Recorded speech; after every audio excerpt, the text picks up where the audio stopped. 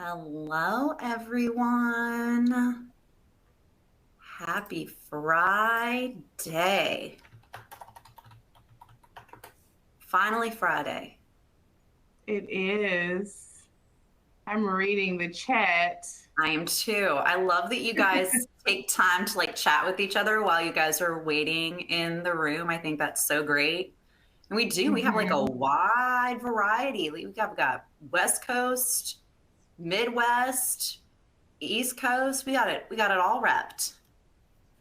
Yeah, where are you guys from? If you haven't already shared, if you would like to share where you are from, then Love knowing. please, by all means, no pressure to do so, though. No, absolutely not. We just like knowing. We're curious. North Carolina. All right. There we Hey, go. NC in the house. NC in the house. Hmm. Coach Courtney likes seeing that. Hello, one. Hello, hello. Good old Texas. Of course, of course. If Texas doesn't represent, I'm like, what is happening? If we don't have Texas people in the house, I'm confused. Courtney, I don't know about you.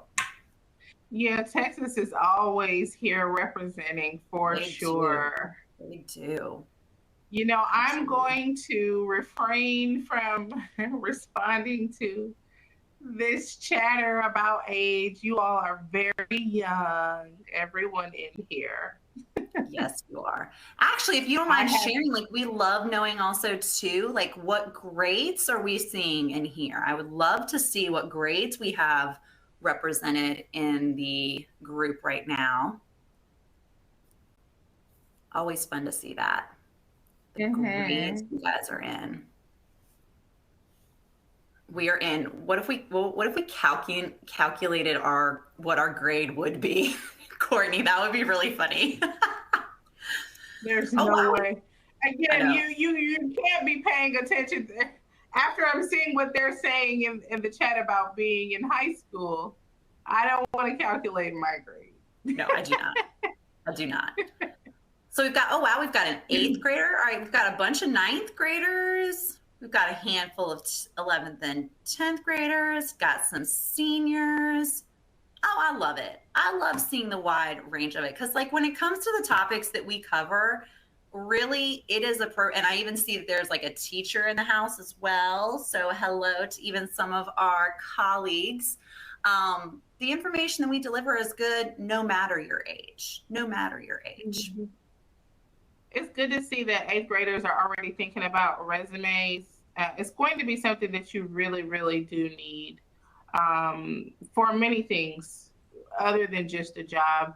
I remember having asking for a recommendation, and the person that I asked for was like, "I need a resume. I need to know your background so that I could best recommend you." So you could need it for lots of different things.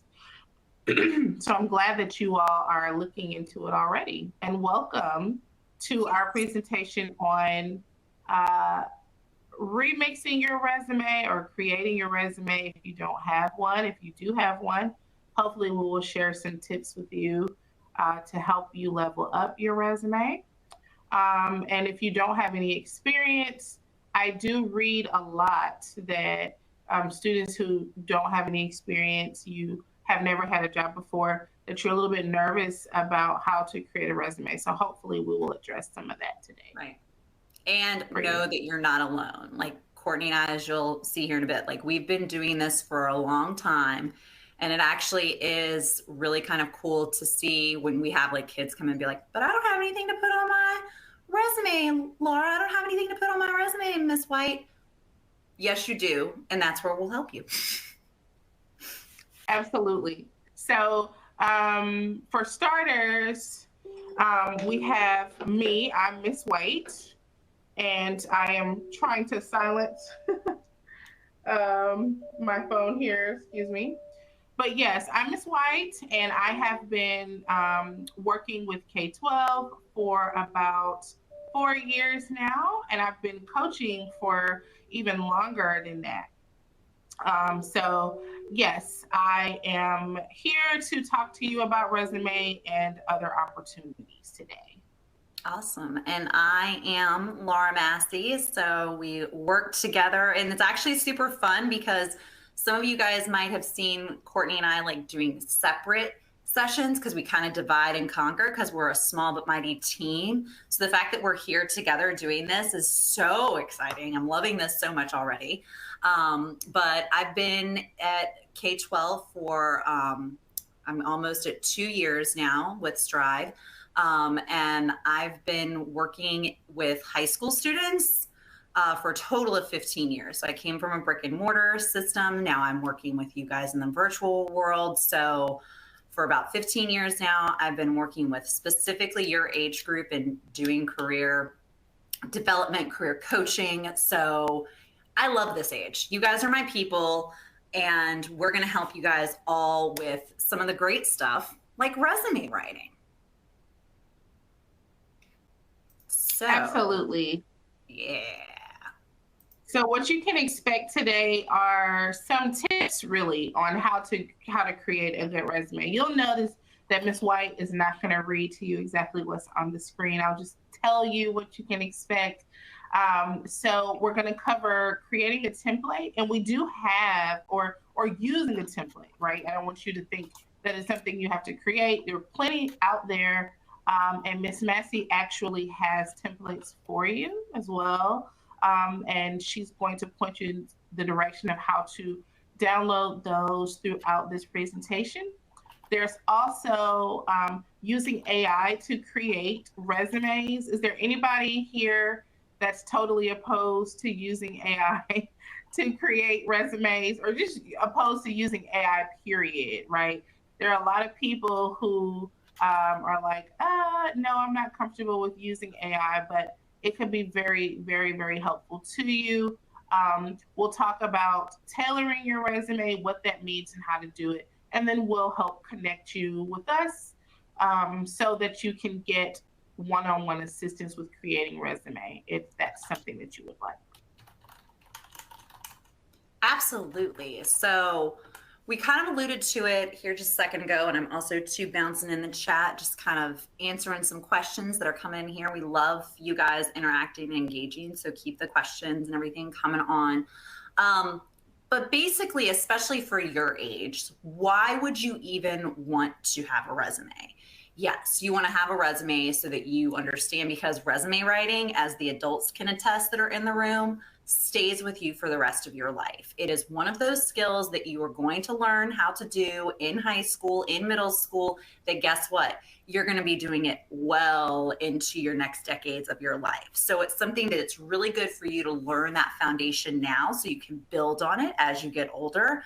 But it's not just doing future you a favor. There's a lot of reasons why you need a resume straight up right now. Courtney just talked about the fact that she had a recommendation that she was had asked somebody for, and they wanted them to have a resume. And it makes sense, right? It's just like a good snapshot so they can just like speak to it, right? There's certain college applications that are going to request it. There are certain scholarship committees that want to see, actually more times than not, a scholarship committee is going to want to see a resume.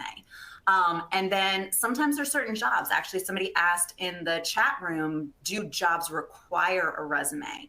The types of jobs that you all are applying to right now, and different internships and other opportunities that you would apply to, sometimes they do require it. They will say it more specifically in the application criteria if it's something that they want to see.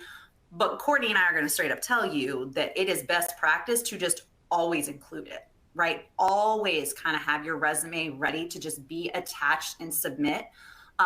And especially when it's at your age, because I've even had some students be like, but Ms. Massey, I'm literally applying to work at Chick-fil-A. I'm applying to work at McDonald's. I'm applying to work at the grocery store. It does not matter, because sometimes you don't know how much competition there could be for that kind of job. You might be stacked even up against adults. So you kind of putting your best foot forward and attaching that resume always will give you kind of like that leg up that we will coach you to do, even if it doesn't say to do it. So isn't that right, Ms. White? 100%. Having a resume is going to help you in many, many ways. And another thing that is not as commonly mentioned about how resumes are going to help you is just that keeping track of what you are involved in, keeping track of what it is that you're doing. A lot of students that I will speak to when I ask about their skills, they are not really sure how to best speak about their skills. If you have a resume created and you're keeping track of the things that you're doing, even things that you may not think are huge contributors to what you're going to be doing next, or things that you don't see great value in, if you are, involved in extracurriculars, you're doing things in your community, if you're even doing things in your classroom, or taking on any type of a leadership role, a resume is a great way for you to keep track of those things and to think about the skills that come with them. So I was mentioning earlier about a resume, even if you don't have much experience. So if you are thinking, well, I've never really had a job, I've never really had formal work experience, even if that's the case, you probably are getting skills through everyday activities, everyday events, being a student. You are learning skills. So even if you can relate the skills that you're learning to the opportunities that you want, showcasing those on a resume is a huge win for you. Absolutely. Absolutely.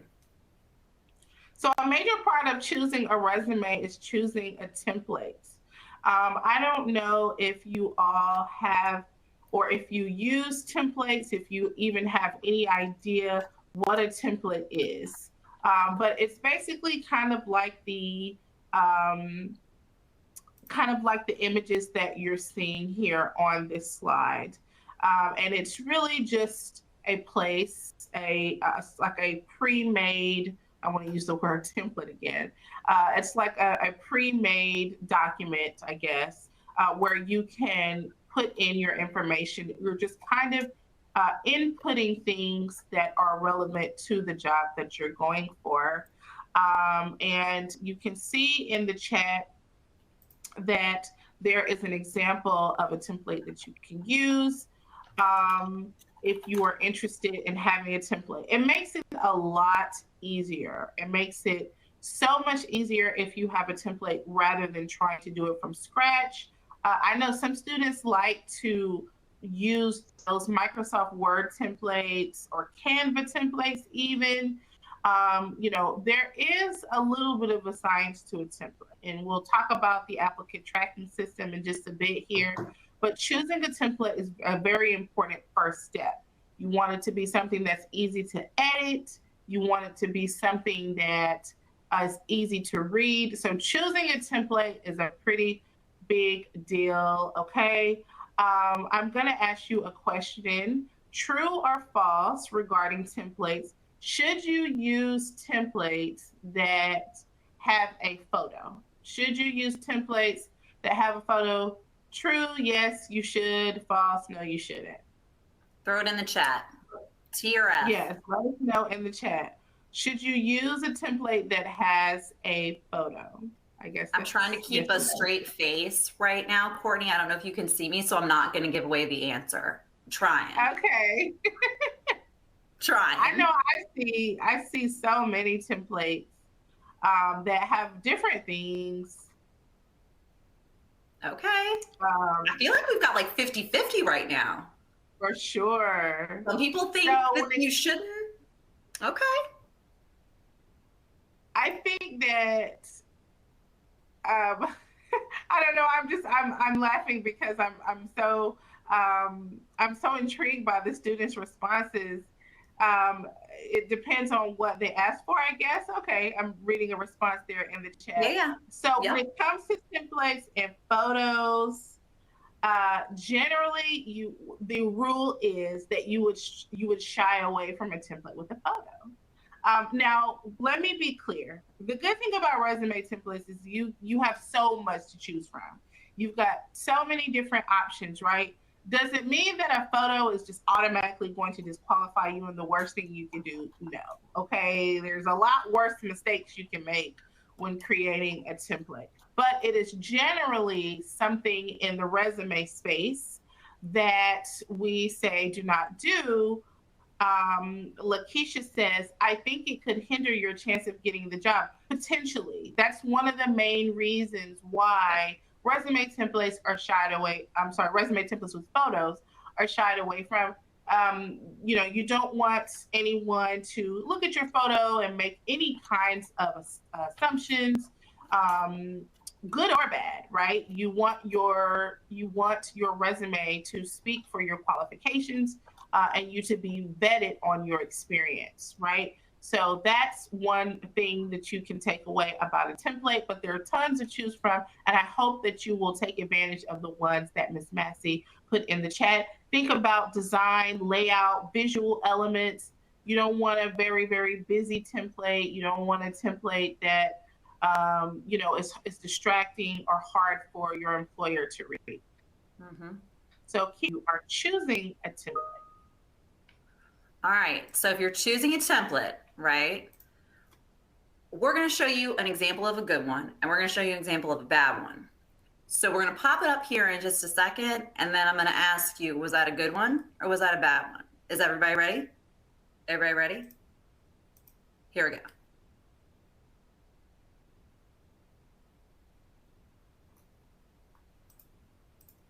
Okay. It's gone. It's gone, guys. That resume just popped up there, right? Flash. It was like here, and then it wasn't. Where'd it go? We did that to you on purpose, guys. We strategically only put that resume up there for 6 seconds because we wanted you to look through the eyes of what it would be like to be the employer. The average person reads a resume the first time. I shouldn't even say they don't read it. They scan it an average of 6 seconds, right? 6 seconds. How quickly did that fly by? Like in no time, right? Like it's there and then it's not.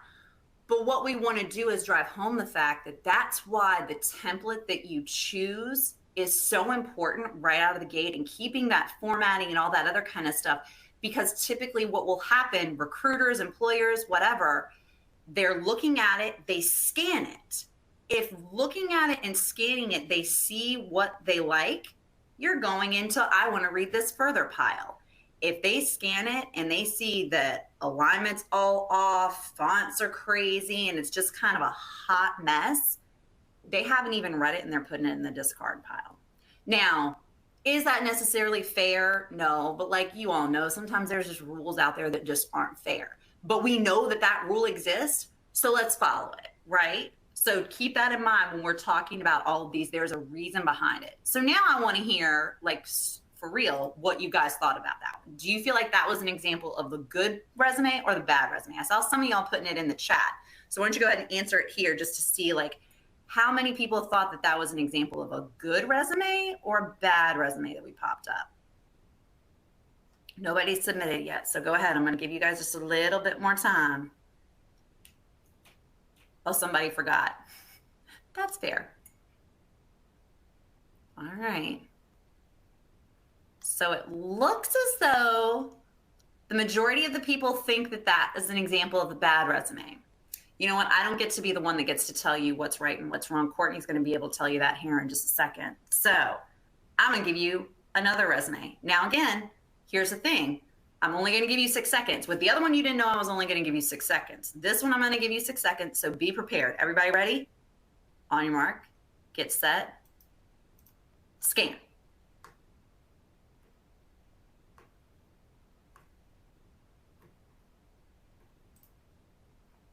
All right. Was that the example of the good or bad resume? Is that a resume that would get popped into the polls up here? Let me know. Do you think that was an example of the good resume or the bad resume? Let me know what you guys think. Okay. All right. We got some people in here, Courtney, that are thinking it's the good resume. And again, how quickly did that fly by for you just to like scan it? You don't even get to read the bullet points for the most part. You're not even really reading like what the job titles and everything are. So this is why choosing the right template and keeping with that formatting is so crucial. And Courtney, why don't you let them know what the deal is? Which one was the good one and which one was the bad one? Definitely was the second one. I'm just going to go back here so you can see it. Think about this resume versus this resume. Now, if you are a student, which most of you are probably looking at resumes that are really cool looking, right? You like color, you're going by something, he's got like some kind of font effects here, right? But this can be very distracting to an employer. You know, if you are going to have a photo, because ultimately the photo thing comes down to choice. Again, it is our universal tip that you will avoid a photo. But if you just absolutely must have a photo, we definitely don't want to do your cool guy or gal photo with your sunglasses, okay? We want to think professional headshot. If you absolutely must include a photo, you will also see charts and graphs, kind of like this one at the bottom. That is typically a resume no as well. And I've seen a lot of templates, like, you know, I'll see templates that look really cool that will have these graphs there. That is generally a no. You know, I can see Ham Dugo here. The education is at the top, work experience. So he's got some sections in there that seem to kind of work okay, I guess. But overall, we're not sure what Ham was thinking overall with this design. It's just not very clean. Versus Danette's, you can clearly see where all of her information is. We know who she is here at the top, a full stack developer. There's some clear contact information. I don't even remember if Ham's contact information was there or not. But it's very clean, and more importantly, the ATS is going to easily be able to read the information that are in these sections, and that's what you want. Again, we're going to talk more about the ATS in a moment here, but yes, this is an example of a clean line resume. She's got some color in there with the blue. I like to keep mine all one color, but depending on what field you're going in, if you're going to be like a graphic designer or something else that's super creative, I think you have more leeway with the colors. But generally, you want it to look as professional as possible, as Cameron says in the chat. Be straightforward. So you want it to be a professional, and you want it to read easy and clean and something they can easily get to the important information in the 6 seconds it takes for most to review a resume. And then you want to definitely keep the ATS in mind, right? So the applicant tracking system is it's a system where it's kind of like a computer software where when you submit your resume, it is scanning for keywords that are listed in the resume. This is kind of important. I notice a lot of people will say, well, Miss White, I have been looking for jobs and I haven't found anything. And I'll say, well, which resume are you using? And they'll say, well, I'm using the resume that we worked on together. And I'll say, well, are you updating it or are you sending out the same one? Many people, not even just high school students, adults too, will send out the same resume over and over. They don't make any changes to it. But every job that you're going for may be looking for something a little bit different. I'm seeing in the chat that someone is saying honesty is always the best policy. When I talk about making changes to your resume, people think, well, are you just going to say whatever the job description wants you to say? No, not at all. However, you want to make sure that your skills are best represented with what the job description is looking for. You want to make sure that it's relevant. That's going to increase your chances of getting your resume seen by a human as it is scanned through the ATS first. So you want to make sure that your template has a good, clean layout, that you have clearly defined sections for your personal information, summary, education, all of that should be clearly defined. We do not use objective anymore. That's like really outdated. So it would say personal summary or profile or something like that. Some people even call it a branding statement these days, right? And then again, you want to definitely consider the fact that it's going to be scanned by resume software first. And you want to make sure that you have those keywords in there to make that happen. Absolutely. And what's interesting too is the fact that, like, you know, we sat there and we told you, you know, somebody is looking at your resume. So some of you might be like, wait, hold up. Is it a person or is it a computer looking at my resume? Like, what is happening? To be honest, guys, it could be both. It could be one or the other. That's kind of one of the frustrating things. Like, I'll own this part of it about job hunting and putting your information out there. Not everything is 100% across the board. Every company, every organization does it the exact same way, right? So what you need to basically do is be prepared for both, right? Have your resume looking in a certain way that it's easily scannable for the human eyes. And then you also want to make sure that if it goes through that ATS, the applicant tracking system, they're not going to see anything. The robots are not going to see anything that goes, kicks you right out, right? And some of those things are like, if they don't see the keywords, but also too, going back to like template and formatting, there's like a lot of ATS systems that we've talked with different recruiters and people out there that are kind of in charge of managing those. Sometimes they don't like to see columns. They definitely don't like to see graphics. Lots of times max 2 colors, right? You don't really want to do like Courtney was talking about, like, I don't really know that I would have added a second color. I mean, she's not wrong. And there's some systems that'll boot you out. Like, just, and you could have the best, you could be the best applicant potentially for the job, right? And because like it's not formatted right, because it's all of these elements, it's kicking you to the curb. Again, some of this stuff feels like, oh, Miss Massey, Miss White, like this doesn't necessarily seem fair, but you're right, you're not wrong, right? But we're letting you in on all of these tips and behind the scenes stuff to set you up, right? If you know the rules and you know how to play by the rules, then you're going to win the game. So that's just kind of like the overall view of the robots that are looking at your system.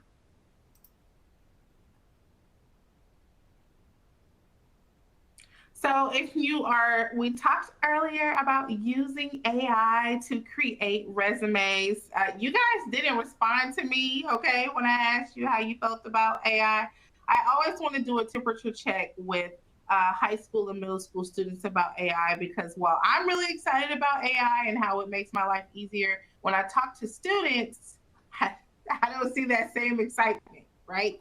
So if you are one of those people who are like, oh, I don't really want to use AI for my resume. Well, thank you. Somebody said I did. Awesome. If you are one of those people who is thinking, well, I don't want to use AI for my resume, or I don't use I don't want to use AI for anything. First, let me say that I do understand. I've heard the reasons why, but if you can just be open for a minute, I'm going to tell you that it's going to be it's going to make the process a lot easier for you. And Miss Massey talks a lot about creating bullets, bullet points. And these are the points on the resume that are basically selling you to whoever is looking at your resume to evaluate whether or not they're going to give you an interview for this opportunity. So they're pretty important. Even before AI became this explosive thing that many people are using now, I used to use tools that would help. It wasn't AI, but it was tools that would better articulate what I was trying to say through those bullet points. One of the ones that I used to use was Job Hero, and it's like this database of jobs and careers, and it shows how some common ways to describe the duties of someone working that job. So my point in all of that was sometimes computer programs can help us say things quicker, more efficiently, and more professionally than our human brain can think of. Now, again, that's my attempt to try to convince you that this computer program can enhance your way of making those bullets, those selling points even better. I mean, think of it as if you were using Google to say, is there a way that I could say this better? I don't even know what Google's full capabilities are, if that would be possible, but it's really just a computer program that is helping you to make your resume more impactful, more relevant. It can analyze job descriptions and industry trends to help suggest things for you that will make your resume that much better. So the bottom line with using AI to create resumes is it's going to streamline the resume creation process. It's going to save you a lot of time and effort. I remember even before I was using resources like Job Hero, I would be working with people to help create their resumes, really thinking very long and hard about the best way to represent their skills. I don't have to think that hard anymore. I could tell AI, I worked at McDonald's and I worked the frying machine, I worked the cash register, and I can ask AI, how can I say this most professionally for a resume? And it will sound 10 times better than what I came up with, and it's going to do it a lot faster. So that's the benefit of using AI to create your resumes. It also is going to help make suggestions to help you craft your resumes, even if you don't have very much experience. You might even put in, I'm going to just say ChatGPT because that's a very popular AI tool that's being widely used now. If you're to put, I am a teenager, I don't have any experience, but I'm going for a job at Publix. Can you help me create a resume if I run track at school? I'm in Skills USA. I don't know, I'm in a sports program. I'm active in my church. I volunteer for my church. How can I make this resume best for a retail job or cashier job at Publix? That AI is going to help you look for ways to make your experience sound very relevant to this particular role. You can even take it a step further, copy and paste the job description of the job that you're looking for, put it into AI, let them know what your qualifications are, and see what they can come up with. Again, I'm never suggesting that you just completely forego your own wonderful brain power in favor of a computer program. That's not what I'm suggesting at all. I'm just suggesting that if you are needing some assistance with your resume, AI tools can help you do it quicker, more efficiently, and they can definitely help you avoid mistakes and common issues, and make sure that your resume is polished and professional. If you don't like any of those ideas either, why not try after you do your own resume on your own? Because I see a couple people in the chat saying, nope, absolutely not. I'm not using AI. At the very least, maybe have it proofread for you, right? To make sure you don't have any errors or any grammatical things like that, spelling or grammar that would disqualify you in that 6 seconds that they're scanning your resume. So give AI a try if you need a little push. It's a great way to start. Absolutely. And I will say that, like we were talking about, the templates and choosing one, and then you start adding your information, and every time, and I mean, very common with teenagers, but I also too, as a side hustle, well, not hustle, I do for free. I work with adults who are also job seekers. Everyone trips up on writing bullet points. Like, what are bullet points, Ms. Massey? What you even talking about, right? So you have on your resume, obviously, just real quickly, like all your different sections, what you do, what you're a part of. But whenever you're talking about things that you've volunteered for, work that you've done, so on and so forth, you are going to need to put bullet points underneath of it. Now, these bullet points don't just describe, like I'll have students be like, oh, well, it's pretty straightforward. Obviously, if I was a babysitter, like I watched kids. And sometimes they'll put bullet points that just kind of describe it. It's like, no. What did you specifically do? Because an employer knows what a babysitter is. An employer knows what a cashier is. But what is it about you in that job? Did you make a specific impact? Were you responsible for? And just basically articulating that. And guys, bullet points are hard to write. They're not easy. Like, I'm a certified resume writer, and it still trips me up. Like, Courtney, does it still trip you up sometimes too? writing bullet points has always been something that really requires a lot of thought, because it's not just writing bullet points. As Miss Massey stated, I'm a career coach. I talk to students about how to navigate their careers. I create resumes. I speak at events, right? I do all these things, but any employer can Google what a career coach does if they don't already know.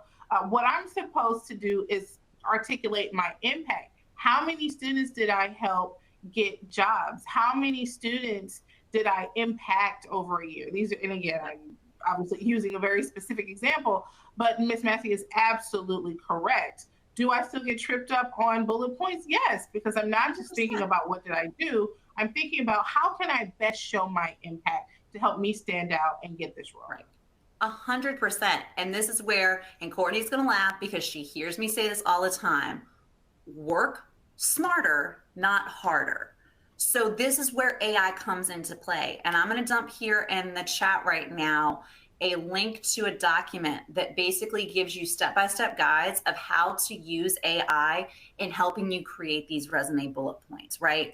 And it's going to help you because all you're going to have to do is like plug in certain things and it's going to come up with the language that you need to. Now, the one thing that I will say that I always coach students on, because I actually heard this feedback from a recruiter recently, is the fact that AI is starting to be used so regularly in submitting application materials like cover letters and resumes and so on and so forth, that people are starting to notice when it has been generated by AI. Like the language starts to feel the same, right?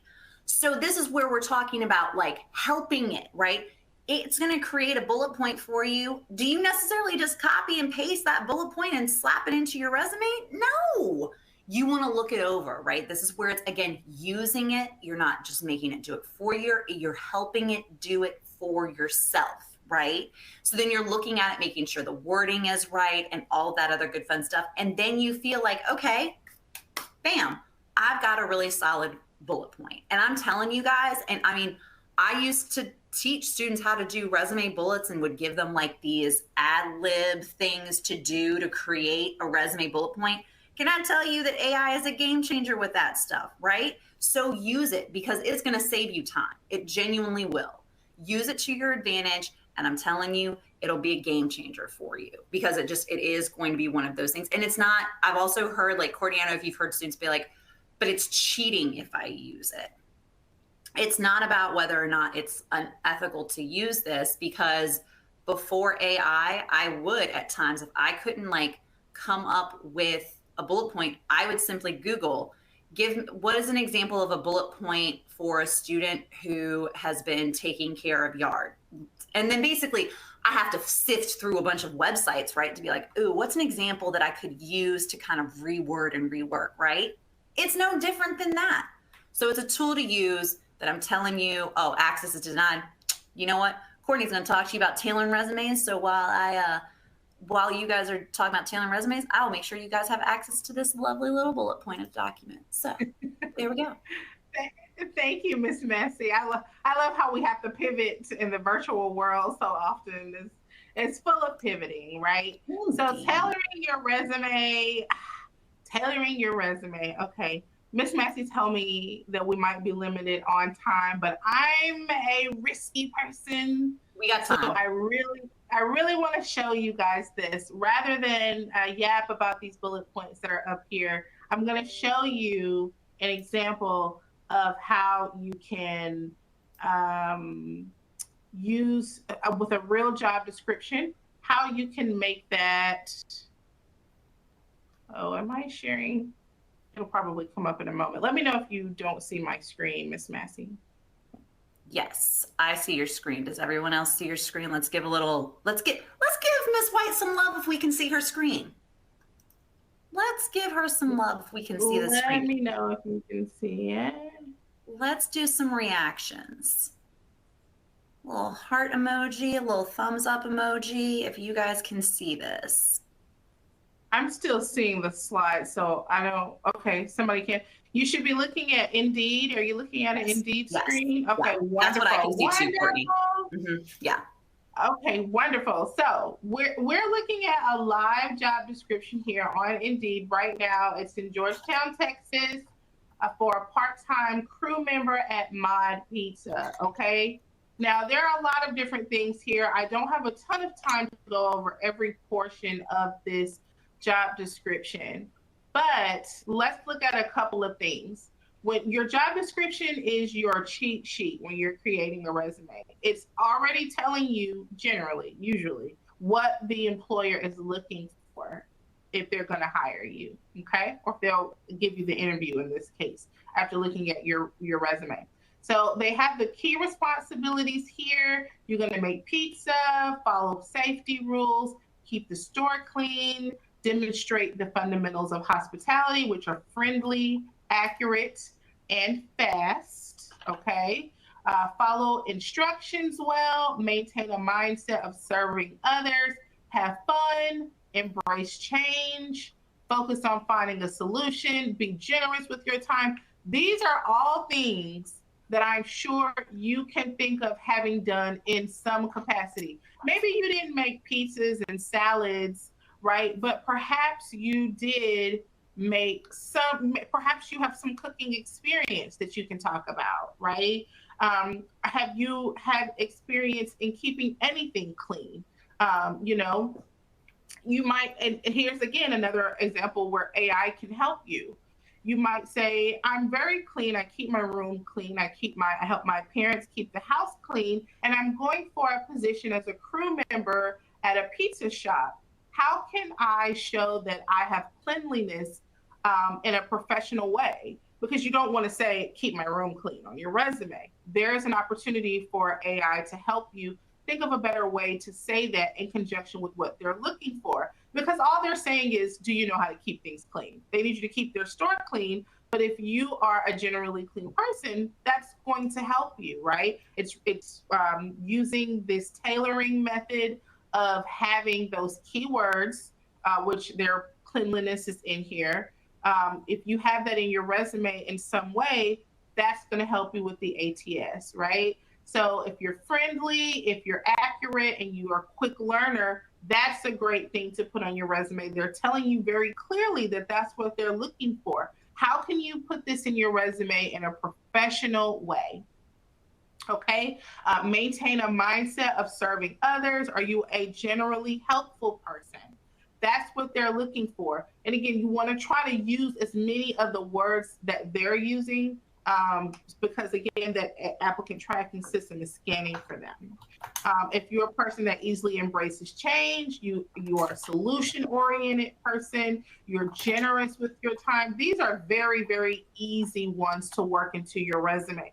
Again, whether you have done these things in this specific capacity or not, this is what I mean by tailoring your resume. Looking at each job description, because this is just for Mod Pizza. Your job description for, you know, YMCA worker or for some other retail job may be very different. So you want to look at each job description. It's going to tell you what that job is looking for, and it's going to show you exactly what you need to have in order to get that interview, hopefully. So I hope that this was helpful to you. And I hope that you learned something about how you can tailor your resume, and hopefully maybe even use AI if you need to show how you can use your skills to be relevant to what the job description is looking for specifically. Absolutely. And I will say that on that document, that second link looked like it worked. So woohoo, you guys should be good to go now with that. The second page actually talks about how to use AI when tailoring for a specific job description. And it's so interesting too. There was a comment in there, Courtney, talking about like, not necessarily about sugarcoating what you do, but like using the right terminology. I think that everyone is, well, actually, you know what? No, I just completely got distracted because I saw this comment. Making a whole resume for $11 an hour is kind of crazy. So can I tell you that I don't necessarily disagree with you that making a whole resume right now, sometimes for the stage of life that you're at, might feel like this is for $11 an hour. What am I doing?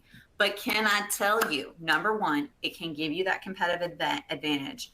Number two, because you don't know who else you're going up against. Number two, you are going to learn to have to write a resume at some point in your life, right? Like Courtney, how did you get the job that you currently have? What did you have to have? Resume. There we go. What did I have to have? I had to have a resume. I actually remember that the first time that I saw this word, like back when I was way younger, I was like, what's a resume? Like, what is this thing? Like, and I was way older than y'all when I learned how to write one for the first time.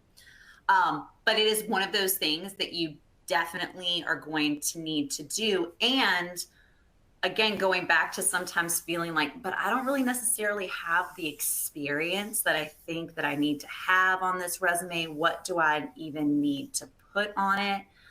There are times that I will sit down with a student and they'll talk about things like, well, I volunteered for my church youth group for 10 years, like since I was 8. What? Okay, cool.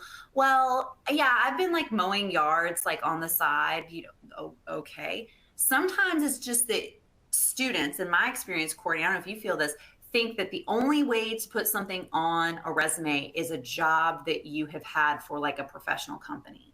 There are so many other things that you all do. And again, Courtney was talking about, you know, pivoting and explaining how some of these things that you do, sometimes even your daily life, can translate into being a really good candidate for some of these jobs. And that's where we want you to make sure that you can do this. So some of this stuff might sound like real high level and real like, you know, whoa, wait a second. But trust me when I tell you it's there for you. And sometimes it's just a matter of working it out. You know what I mean? I think it's sometimes like Courtney, like students don't even realize what they've done until they talk to us about it, right? 100%. That component of connecting what you have done to show that it is actual work experience, even if you are not getting money for it. Like I always mention people doing things and within their religious organization. That's really volunteer work, especially if it's something that you do on a consistent basis, a regular basis, or even if you volunteered for a food drive or something once or twice. What skills did you take from there? All of the experiences that you're having as a young person, even if or think, oh, that was a one-off thing, I don't know if I should include that experience. Think about the skills at the very least that you got. Did you get patience? Did you get time management? Did you work within a group? These are all very important skills. So absolutely, if you're struggling to think about what skills you have, because that is very common. If you're struggling to think what skills, you could even look up, again, another case for AI. You can ask, say, or use AI to say, this is what I've done. What are some transferable skills that I could use for a resume with this activity or that one? Mm-hmm.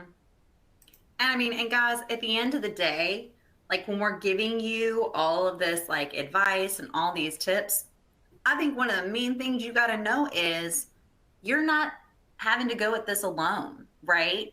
There are, in the same way that like we have said to you all that like every job you're going to need once you become like a professional in your life, you're going to need a resume. That means you have a ton of people in your life that have experience writing resumes, right? Guess who are like big experts on writing those resumes? The two coaches sitting in front of you right now. So know that if you are like, you're thinking like, man, like, how do I get my resumes like sound a little bit better? Or, okay, yeah, she was talking about how like all these things that I don't think belong on a resume, maybe they do. Talk to us, sign up with us. You guys can use the QR code to have a one-on-one with us.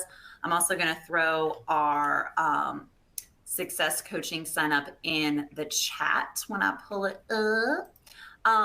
And know that you're not at this alone, because trust me, writing a resume, it is one of those things that, number one, is never going to go away in your life. So you're going to need to learn how to do it, right? And also, two, know that even grown adults don't just take resume writing. I'm a professional, like a certified resume writer. I still have second sets of eyes looking at my resume. I do. Because that's just kind of how you want to make sure, you know, you've got that best resume, that you haven't maybe overlooked things or whatever. So know that you're not meant to go at this alone. And I think that that's just something really, really important for you all to know. And for you all specifically as K-12 students, you've got Miss White and I to hook you up and get you. I mean, I don't know, I love it. It's one of my favorite things when I have a student that has come in either thinking they don't have anything to put on their resume, or they like don't have a lot on it at first and think that like this is pointless, whatever. And then they walk out after a couple of sessions and it's like a brag sheet, y'all. Like you can look at this resume and be like, oh, daggone, I'm pretty legit after all. So like there is like that sense of, and I love that moment when a kid's like kind of like got a puffed chest, right? Like, oh, look at me. I actually got some good stuff going on. And we can help you get there. We can. So we got. Yes, 100%. We can. I hope you'll scan the QR code to connect with us. Absolutely. Anything else you wanted to add, Ms. White? I know we got a few minutes left to see if there are any questions, but is there anything else you wanted to add to that? I think that we covered it all. You know, you'll have to forgive me. I'm caught up in the students' very intelligent chat. Yep. My goodness, you guys are impressively smart. A pretty good conversation here in the chat about the case for AI versus no AI. I know. We really opened a can of worms there, Miss White. You know, I almost regret it just a little bit. We're supposed to be talking about resumes, but I love to see you guys interact with each other. I'm also seeing like what you mentioned earlier, Ms. Massey, about the, or you called out rather from the chat, the conversation about the pay that you're getting. You know, I do want to touch on that for a little bit. Okay, you guys are high school students. I wonder how much you guys are wanting to get paid right off the bat. Now, again, there's nothing wrong with you setting a standard for how much money you need, right? I definitely want you to do that. But if it's your first or maybe even second job and you haven't graduated from high school yet, I want you to, all I'll say is, why don't you look and see kind of what the average salary is for someone who fits that criteria. That's a good way to know if you are getting a good salary or not, okay? But Ms. Massey made a very good point about, regardless, you're gonna need the resume anyway. If you feel like, well, I'm not doing this, I'm not, you know, creating a resume for this $11 an hour job, hey, okay, I'm gonna respectfully disagree with you. But you're gonna have to create it anyway. You're gonna have to create it anyway. And if you're going to get $32 right off of the bat, an hour like Cameron here in the chat, if that's going to be your situation, then you're definitely going to need a resume for that specific purpose. I would be very surprised to see you pull that off without a resume. So my last point is, you're probably going to need one anyway. So please, you know, take heed to the tips and create a resume that you can use for many purposes. Again, scholarships, you might need it for a letter of recommendation. You may need it to get into college. You may need it for any purpose that you just don't know yet. You want to be ready, stay ready so you don't have to get ready. That's a phrase that I've heard recently. Absolutely.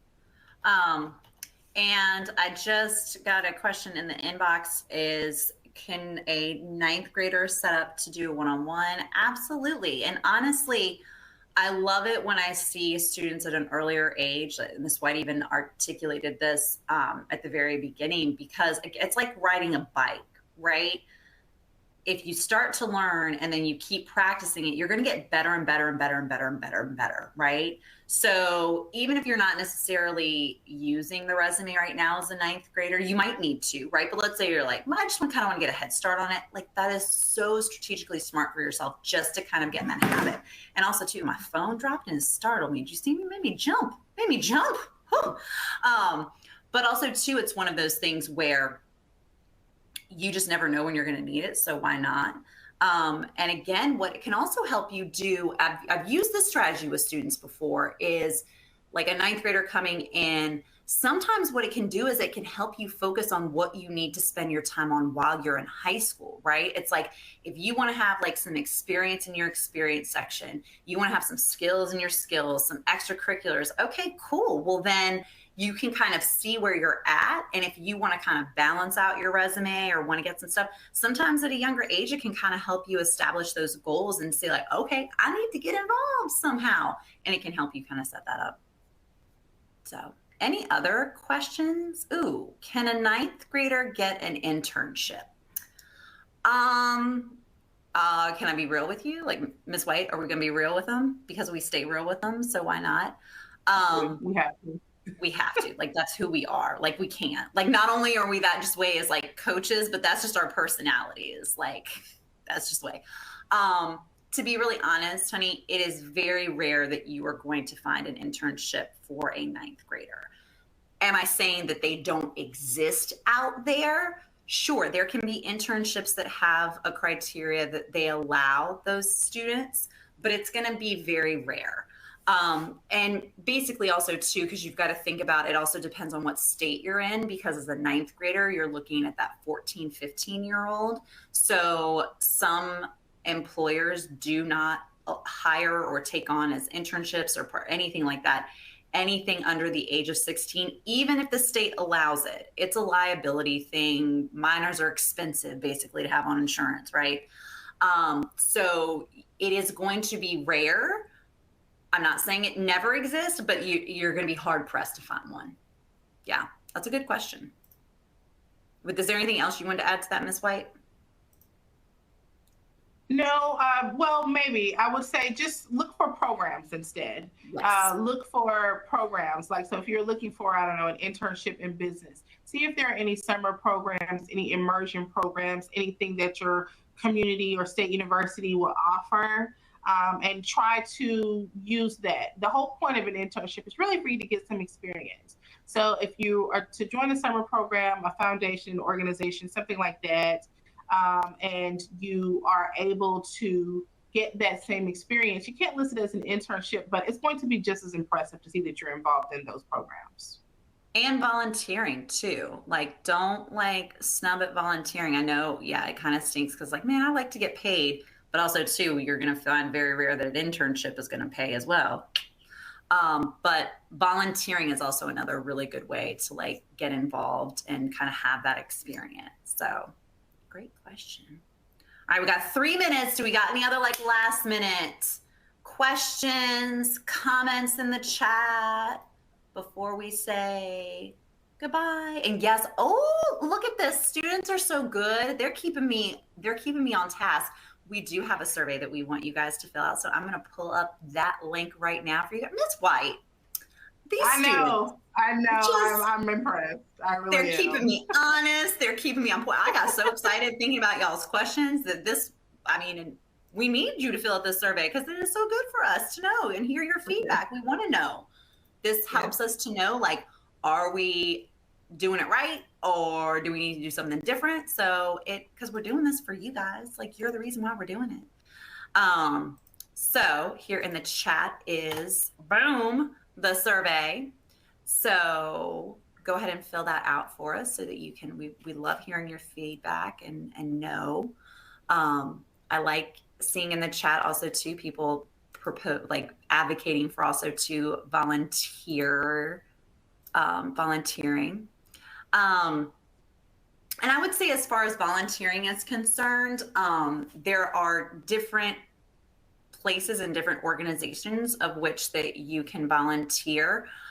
If you're super interested in knowing where you can volunteer, definitely scan the QR code and set up a session with one of us, and we can kind of like walk you through some of the resources of like where to look, what to do, different strategies. Because specifically as a ninth grader, I think that is between that and programs are the two best ways to get involved. They really, really are. Sweet. Well, guys. Thank you guys for joining us. It's 1:59 Eastern time. So we've got the survey link there in the chat. And thank you so much for coming out to our resume remix session. We hope you enjoyed it. And we hope to see you on the next one, which will be what I think August, maybe Yes. September. This is our last one for the school year. So thank you for coming, and we will see you soon. Absolutely. There is a recording of this. Yes, it will get emailed to everyone. So if you're like, wait, I needed to have taken notes with all these wise words coming from my coaches, don't worry. You'll get a recording sent to you. It'll be all good. Sweet. I'm going to end the recording right now. Have a great day, everyone. Bye, everybody. Please be sure to fill out the survey. And we will see you guys, if not in one of the group coaching sessions in one of your classes, we'll see you next school year.